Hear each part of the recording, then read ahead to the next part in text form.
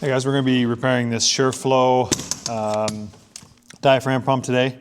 I just took it apart a while back just to clean it, and I noticed that the drive assembly had a break on it. It actually still pumps, but I just want to obviously put the new part in so it's pumping at its max capacity. So this is a super easy fix. I'll show you how to take this thing apart. So you got 8 screws on here. You just need to take the 4 corner ones out to begin with. The corner ones don't have the locking ring or the locking washer.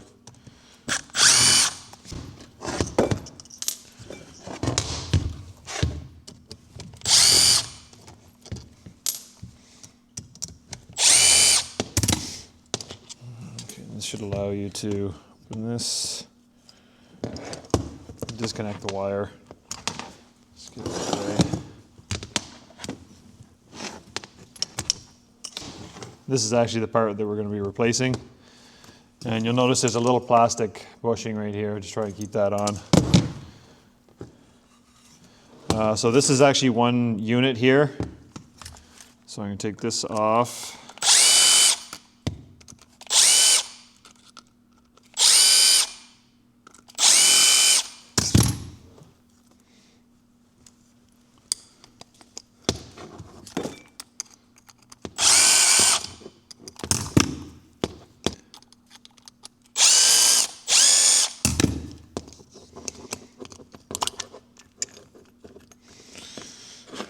This all comes with it.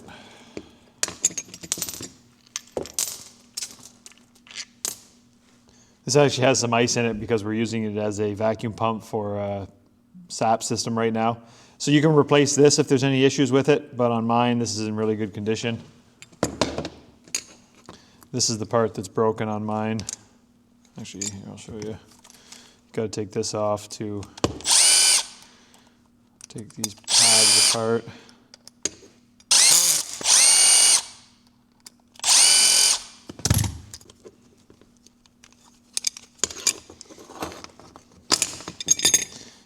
You can see 2 of my diaphragm, where the screws go in basically, they're busted.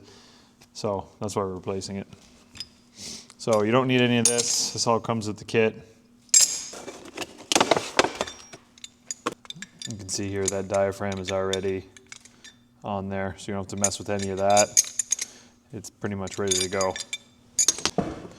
Just going to take this out of here. And I'll wash that as well. There's a little bit of ice in here. It's actually sap, maple sap, so I'm just gonna wash that out so everything goes back together without interference. Okay, got everything washed out just with water, warm water. Okay, so there's an O-ring here. You can replace that if it's not looking so great. We're gonna put these together. This black piece sort of snaps into the white part, or the off-white part. Just make sure it's seated in there.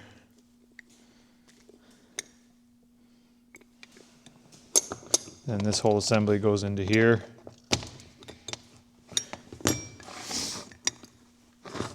And then use the screws with the locking washer to put this back together.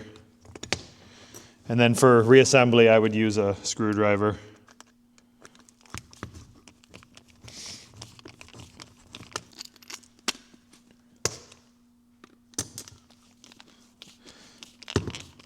When you're reassembling a new drive assembly, you're actually re-tapping these holes, so it's going to be a little bit difficult to put them in.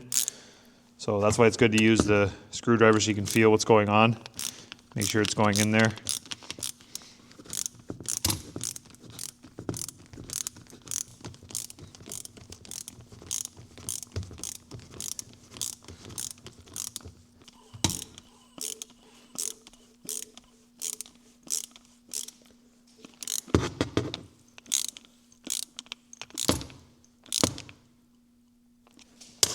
It's like a soft metal, like a white metal type thing.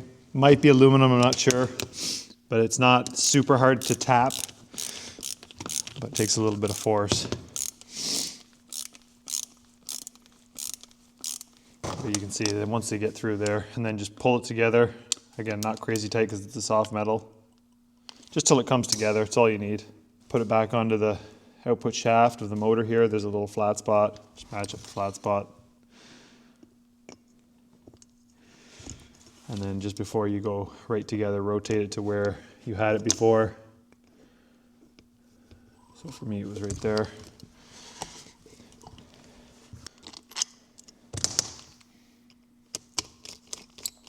So that's all there is to it, guys. I'm just going to tighten the 4 corner screws, put the electrical wires back together, and you're good to go. This is an excellent pump. I've had this pump for about 6 or 7 years, and it's been great. This is the first repair I've had to do to it.